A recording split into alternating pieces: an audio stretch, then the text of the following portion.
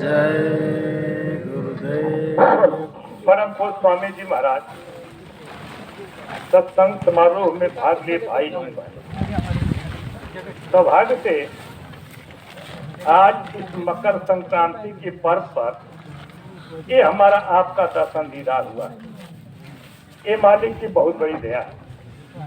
प्रेमी भाई बहनों, जितने भी तीज त्योहार आते हैं हमारे आध्यात्मिक रास्ते में इनका बहुत बड़ा महत्व होता है।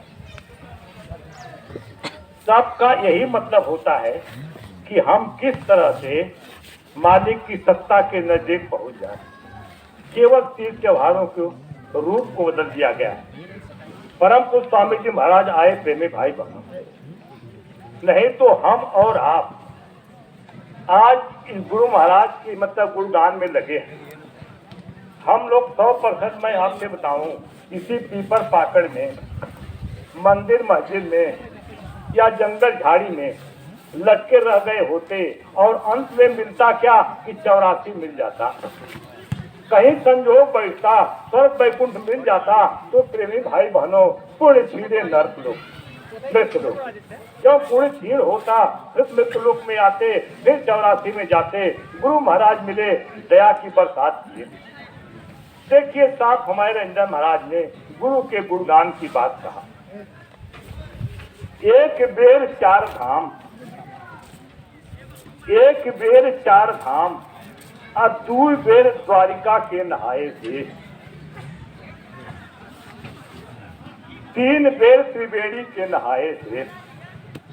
जो सुख होत है वाको, वो सुख होत है मात्र गुरु के गुण गाए।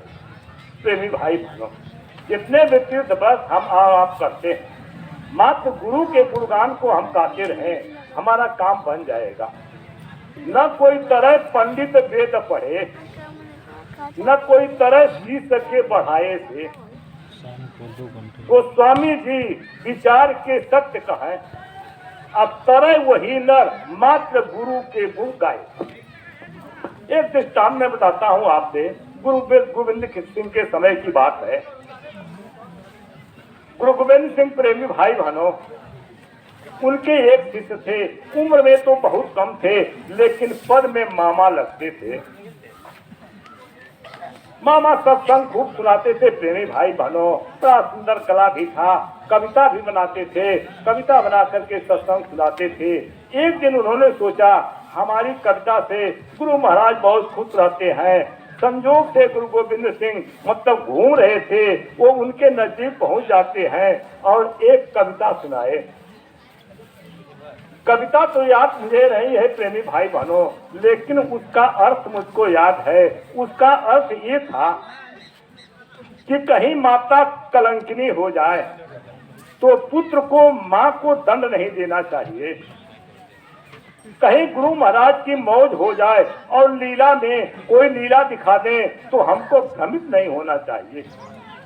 लेकिन क्या करे प्रेमी भाई बहनों, सदगुरु के बिना भ्रम न सके कोई जात। ये महात्मा होते हैं, भ्रम को ही चाहते हैं, लेकिन मौज गुरु महाराज क्या सुना रहे हैं वो देख रहे थे।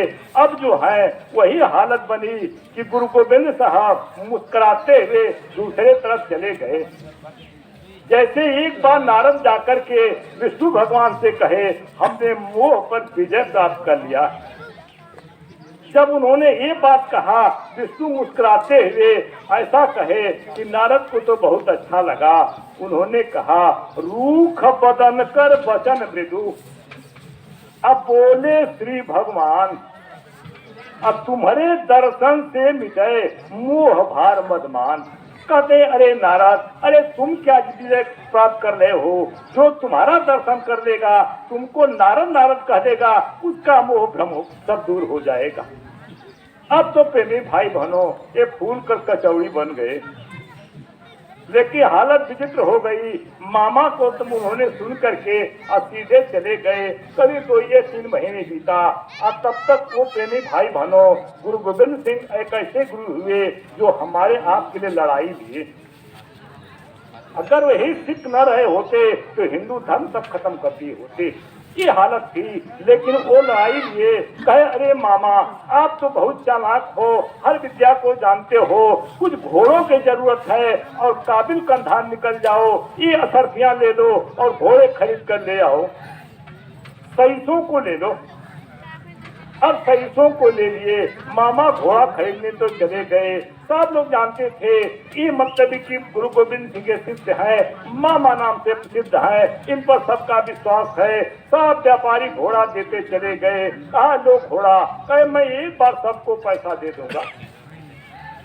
जब एक बार पैसा देने की बात आई, जब वो रईसों से कहते थे लेकर घोड़ा चले जाओ, घोड़ा लेकर लोग चले आते थे। अब जब सब घोड़े खरीद ली गए, यहाँ जो टेंट लगाए थे उसमें संदूक था, उस संदूक में असरफियां रखे थे।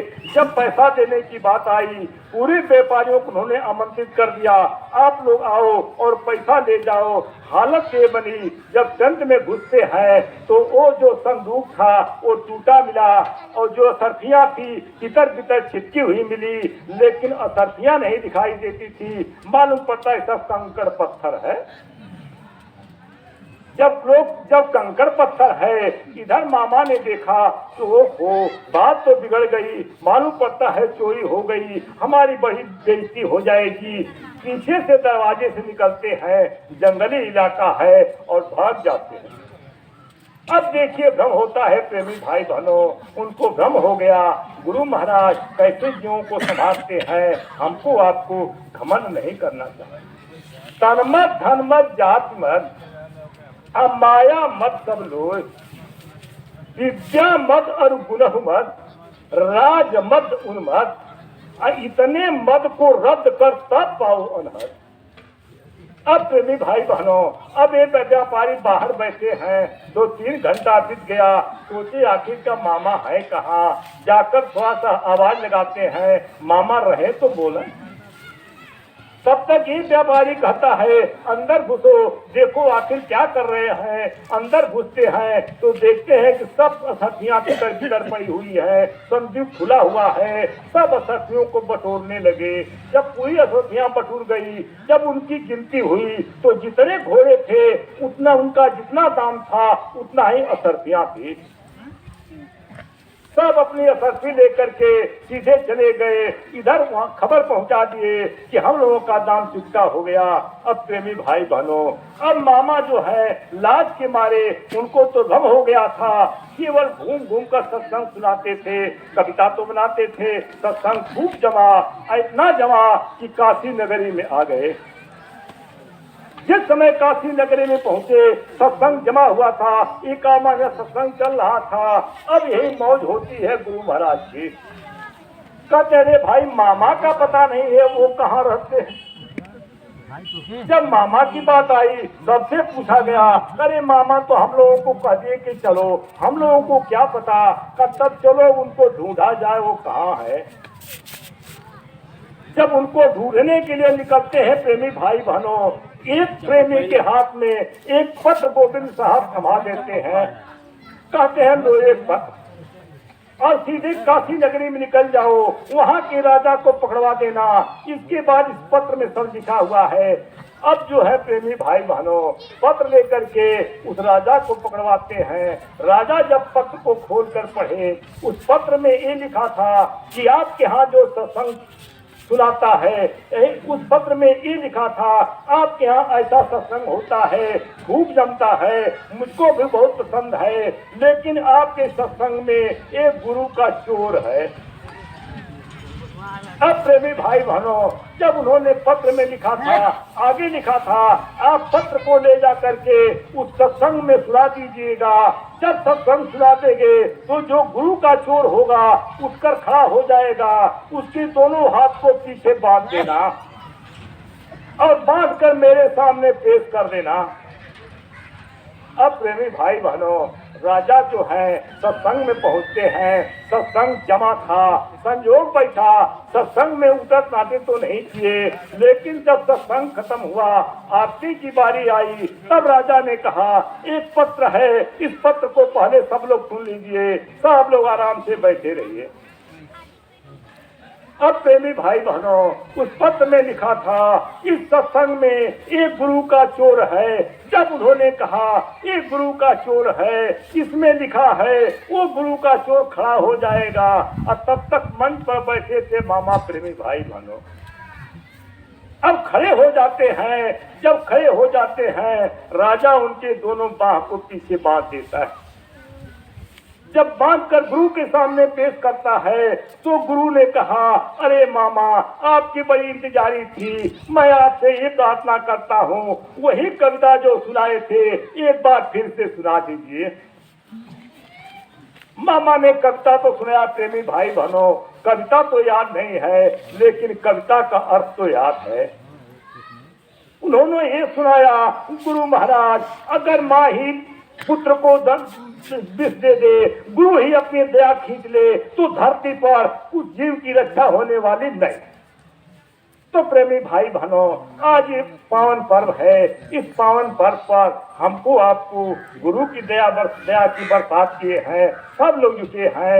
हमको आपको संकल्प लेना है। सिपाही जी ने साफ कहा, हमको आपको संपर्क लेना है प्रेमी भाई बहनों। जैसे सूर्य आज उत्तरायण होते हैं, उनमें प्रकाश आता है, हमको आपको खुशी करते हैं, आगे त्योहारों की घड़ी लग जाती है। उसी तरह से हमको आपको गुरु महाराज नाम की दौलत दिए हैं। जो लोग भजन करते हैं तो ठीक है, नहीं भजन करते हैं तो आज से यही संकल्प ले लें कि हम और भजन करें, क्योंकि बिना भजन का पार होना नहीं है। जितने भी शास्त्र हैं, पुराण है, सबने भजन करने के लिए कहा। श्रुति पुराण सदग्रंथ कहा ही, रघुपत भगत बिना सुख नहीं। जब तक भक्ति नहीं होगी तब तक सुख नहीं मिल सकता है। कमठ पीठ जामहि बरबारा, अब बंध्या सुत बरुका हुई मारा। कमठ प्रेमी भाई बहनों, कछुए की पीठ पर बार जाम जाए, कमठ पीठ जामहि बरबारा, अब बंध्या सुत बरुका हुई मारा। कोई कहता है कि कछुए की पीठ पर बार जम गया, कोई कहता है उस बांस का लड़का मुझे मार दिया। इसको सत्य मान लीजिए, लेकिन प्रेमी भाई बहनों, बिना भजन का हिमतेज अनल प्रकट बहु होई, अब भजन बिन पावन कोई। लेकिन भजन के बिना कोई सुख नहीं पा सकता है। एक गुरु महाराज दया करते हैं कि केवल मतलब बैठा कीजिए, मन भगता है भगने दो, अब कस के राग करिए, क्योंकि नाम की साधना है प्रेमी भाई बहनों। नाम मिल चुका है, फिर नाम मिलने वाला नहीं है। मालिक ने दया किया, हमारी आपकी कितनी ऊंची भाग्य है।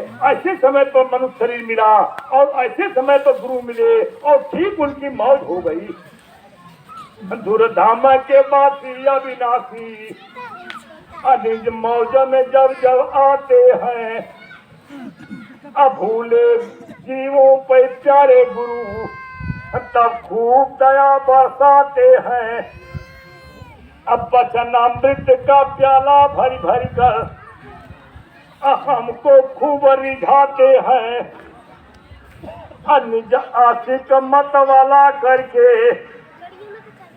अपनी फरमान सुनाते हैं। मन माया के पद्धति न छोड़ा, चौथे का भेद बताते हैं। उस शब्द ज्योतिमय धारा में निज नाम जहाज चलाते हैं। जो चढ़ न सके वे छोड़ गिरे, वे भाग्यहीन कहलाते। जो प्रेमी भाई बहनों, इस जय गुरुदेव नौका पर जिसको मालिक ने साफ कह दिया है, जय गुरुदेव नाम जहाज है, अच्छा है तो उतरे, तो इस नाव पर चल जाना बहुत जरूरी है। हाँ, इन्हीं शब्दों के साथ मैं अपनी बाई पर ध्यान देता हूँ, क्योंकि मैंने वक्ता साफ कर दिया।